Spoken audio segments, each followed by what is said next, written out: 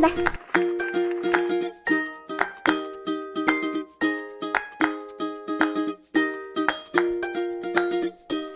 everyone, and welcome to season 5 of Parent Talk, everything parenting and more.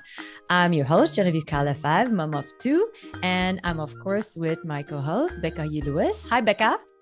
Hi, it's Becca, the co-host of Parent Talk and also a mom of 2, and we're excited for another opportunity to learn and grow with our children today.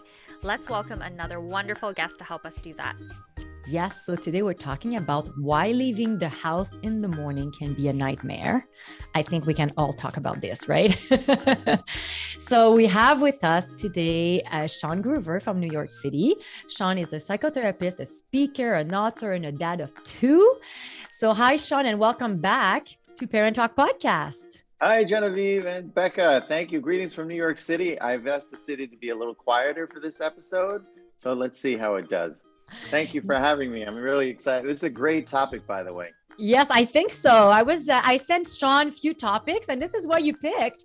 And I was pleased that you picked that one because I think that's a good one, right? So let's dive in. Let's do it. So today, what makes the morning so difficult for some families? You know, I was thinking about that question all day, and I thought, I don't know a family that breezes through the morning. Like kids are all dressed and out the door on time. It's very unusual to find a family like that. So morning chaos seems to be built in to parenting, depending on the age of your kids. So the mornings, usually we have to look at what happens the night before. Are we prepared the night before? Are we exhausted? Is someone sick? Have your parents had a fight they didn't tell you about? Now they're not talking. You know, are there tensions that weren't there? So the morning, everyone's their ego is a little weaker, their defenses are down, they're hungry, maybe they don't want to get up, maybe the time changed and now like it's dark in New York at 4:30, or in the morning you wake up, it's pitch black out at 7. Seasonal affect disorder, everyone claims to have that suddenly. All the kids who are really smarty pants, like, I have seasonal affect disorder. Like, their parents are like, just get out of the house. So the mornings are really a chaotic time. And to really get on top of them, we got to do a lot of preemptive work. If you're in the middle of a chaotic morning, that is not the time to sit down and figure out how to do things. That's not the time. Usually people, when they're tired, exhausted, or irritable, they decide, oh, now's a good time to talk about this really difficult subject.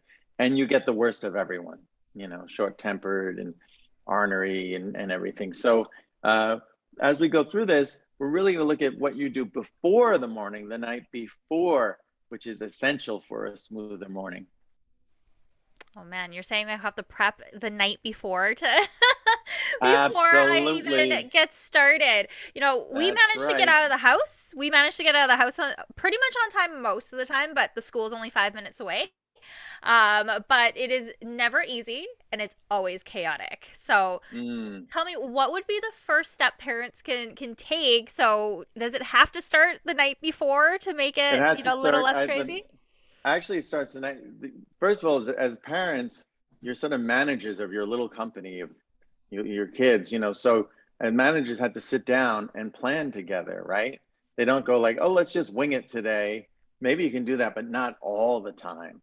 So, sitting down with your partner and working out a strategy for the morning. Some kids are not great in the morning. Some kids are. If there are 2 kids, you may handle them completely differently. Example of this would be, no screens in the morning till you leave the house. No screens. If your child wakes up and starts playing a game on their phone or a game on their computer, it's war to get them off that. They're not really awake, and now they've attached themselves to this. So that's just one example. No screens before leaving the house. I work with families where they hand the phones out on the way out the door. Also picking out clothes in advance.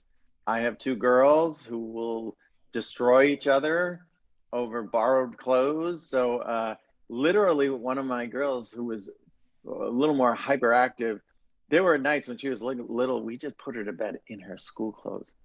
just got her out the door and we fed her on the way because the mornings it was too difficult for us to manage. But really looking at it, where are the difficulties? Where do they flare up? If someone wakes up and doesn't know where their shoes are, that's a big problem suddenly. Or like you don't know where your house keys are, your car keys are, you don't know. So if you have a chaotic household, you are most certainly going to have a chaotic morning. Mm-hmm. So is it possible that difficulties in the morning are more intense for like some children? I know some children are more sensitive, some children, yeah, like you said earlier, Sean, they're just more tired. But is it a pattern, or is it something that it's just happened more to certain children? Well, yeah, if we look at parenting, parenting, this is probably the first generation that took parenting as seriously as it does, right? I certainly know my father didn't lay in bed wondering, I wonder if my parenting is good enough. This is like a whole idea that we're reading books on parenting, that we're working on our parenting, we're thinking about our kids. So some kids, although we have that emphasis on parenting, if parenting were everything, every kid in the family would be identical, right? But they're not. They each come wired with the particular tendencies, or personalities, a particular metabolism. So for a kid that is on the go constantly, I often, advise parents, are they going to the same school? Is one parent taking two kids, or are you splitting up? Whenever possible, if you have two parents, one parent, one kid, always works better. If I go out to lunch with one of my daughters when they're little, we'd have a great time. But if I went out with two, suddenly I couldn't say anything. They're like, you never say that to me, or hey, that's mine, and blah, blah, blah. So kids love individual attention. There was one time, I think when my daughter was maybe third grade, we would alternate. It was daddy day. I took her out. We got a bagel at the corner and we'd sit and eat. And she needed a lot of get her out of the house, and she would wake up on the way to school. Otherwise, you have those kids that they wake up with a sense of chaos, or irritability. And if you had to find things or if they go on their computer, or if they're pretending to be sick, I mean, it's a lot harder with trying to juggle two kids. So if you can split it up between the two, that's great. If you have a special needs child, naturally that child's going to need extra attention. One of my daughters has what do they call it? Executive functioning difficulties, right? Do you know about that? That's the ability to organize, initiate, and complete tasks. These kids usually, their backpack looks like something exploded in it. Their bedroom looks like a crime scene. It's just chaos, chaos, chaos. And now in her dorm room, the same thing. With her, we had everything ready in advance. The backpack was packed and at the front door. Her outfit was picked out, and we tried to get her out the door even half awake, because we knew once she started playing with her toys, it was going to be war, just war. So knowing your kid and knowing, when you sit down and talk about the mornings and I'll take care of this, you take care of it, you divide up the responsibilities. Is there a breakfast already made? Is it in the fridge? Is it a matter of toasting something? Are you going to take it with you on the way out the door? All those things kind of grease the wheels of a smoother morning. Mm-hmm. Okay, so it sounds like divide and conquer. If there's more than one child and there's more than one parent, divide and conquer. Okay, so that may be why we are chaotic in our household, but usually things run pretty smoothly. I deal with food, breakfast and lunch.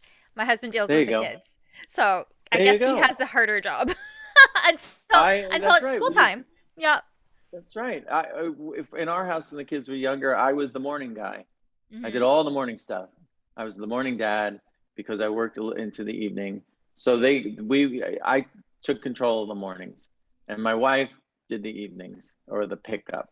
But if you're lucky enough to have two parents, then dividing up responsibility and also knowing what is your strength, right? I was terrible at homework when it came to math, when it came to certain subjects, but when it came to writing or something like that, they'd always come to me. One daughter, she wanted to, she made a deal that she felt the best time to do her homework was before school, right? Which meant getting up at 5:30.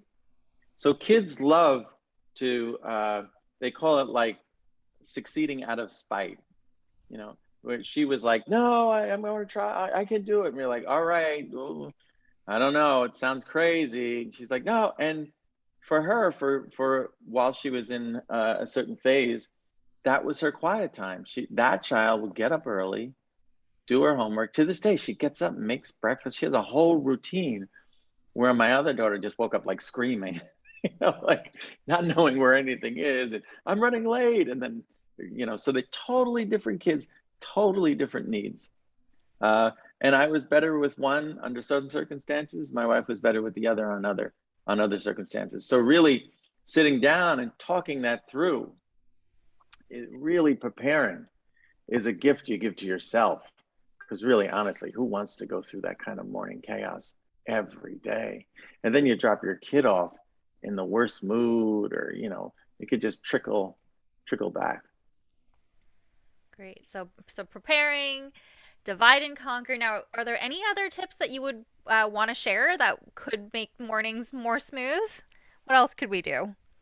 Well, I want to know, last time I was on the show, we talked about parent burnout. Remember? Parent burnout. And the thing about parent burnout is this: if you're burnt out, you can read every parenting book. I can give you a list of solutions. They're not going to be very effective. Because if you're burnt out, you have less patience, you have a shorter fuse, you're more reactive, you're more impulsive. Now, children are really impulsive and reactive. So now if they have a parent that's impulsive and reactive, you've got just this recipe for this just total chaos. So I think really checking in, who's the morning person? Some parents say to me, they get up before everyone. That's their time. They read the paper, they have their breakfast. It's their little piece of heaven. So by the time their child is waking up, they're grounded. I like to call it tuning your instrument. If you tune your instrument first thing in the morning, then you can play lots of different tunes. But if you skip tuning it, no matter what you do, it just doesn't sound right. It doesn't feel right. So self-care, tending to your own needs. What do I need if you start taking better care of yourself, you naturally have a much more creative response to mornings. There was one parent, kids always behave in front of other people. If other people are around, it's just like a secret weapon. They're not going to be at their worst if someone's there. And I was working with a single mom who noticed that when her neighbor, who was a college student, was around, her son was like so well behaved. He loved this guy. So we talked about it. She decided to invite him over for breakfast multiple times a week.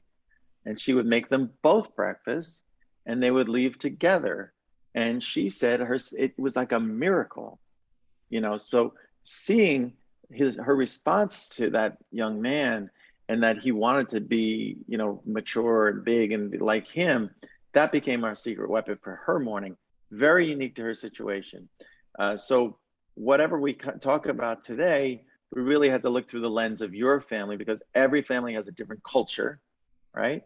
You could have the same language, same complexion, different cultures. Some families curse. I see this in my office. It's so shocking to me. Some parents, it's a yelling match from the word go.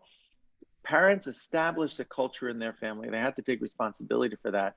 And again, sitting down with your partner and saying, like, I don't want this to be a yelling family anymore. I don't want morning chaos anymore. How can we work together to undo this? You have to come at it consciously. This is not something that's going to evolve miraculously. It takes sustained, concentrated effort to change a pattern like this. Yes. So, Sean, I have your book here, and I just want to grab it for everyone to see. I have read your book, but it's been a while, and I feel I should open up a few pages again. And the title is "When Kids Call the Shots." I have quite a few of my friends and people that I know from the show that actually bought your book after. This is the first time you're on the show. We talked about this. And I want to know, do you cover these kinds of difficulties in your book, in your parenting book? Absolutely. A big part, I don't know if I said this last time, but when I wrote the book and I presented it to the publisher, I was going to call it, how parents screw up their kids. And the publisher said, "Oh, that's not going to sell."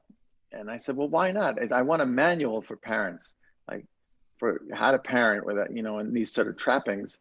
And they're like, "It's not going to sell because parents don't want to work on themselves. They want to blame their kids for their problems." And I thought, "Oh, we got a big fight over this."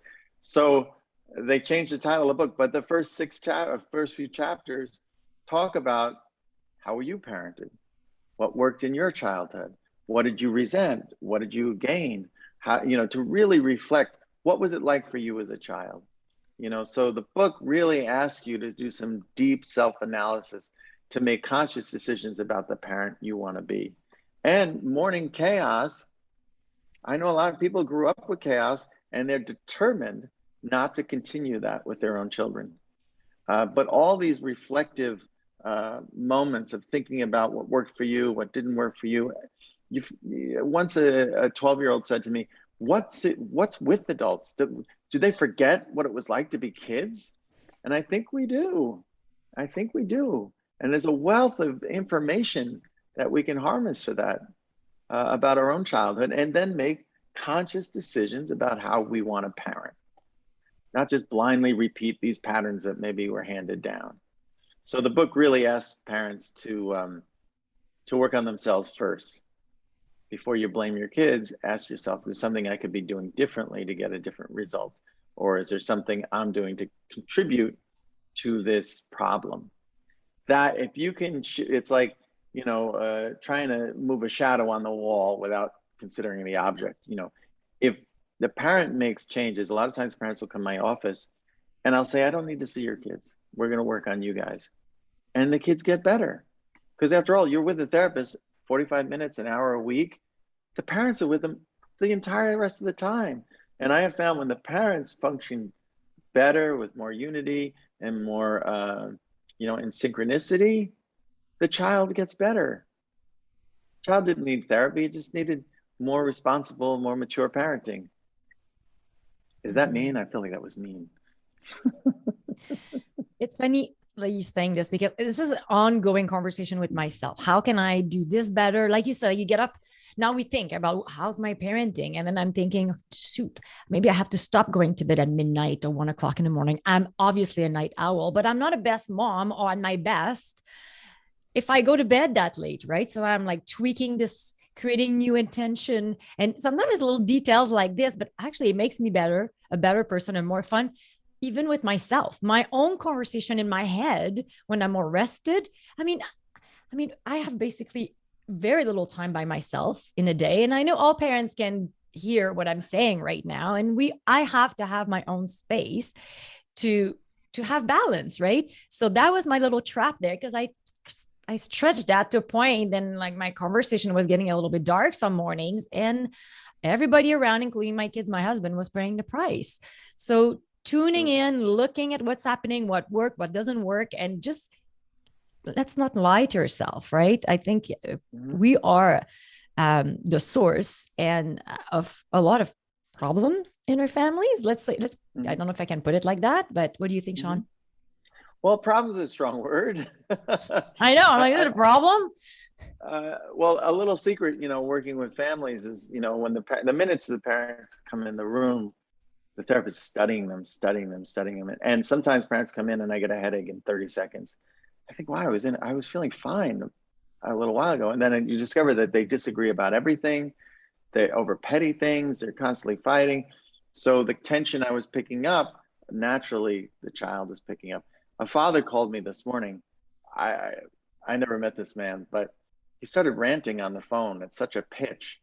And now the school wants us to have a therapist, but I'll tell you, I don't believe in therapy. I'm like, why are you yelling? What's going on?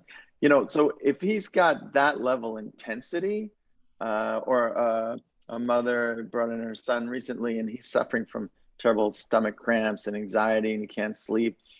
And the minute I met her, she's so anxious. Oh my God. I thought, what can it be like to live with someone who's constantly worrying, especially with COVID? You know, there's a disaster is just around the corner. You got to be really careful. So a child gets really nervous, you know. So looking at ourselves, a lot of parents, you know, they treat the therapist like you're dropping the car off for, you know, work, but that's not how it works.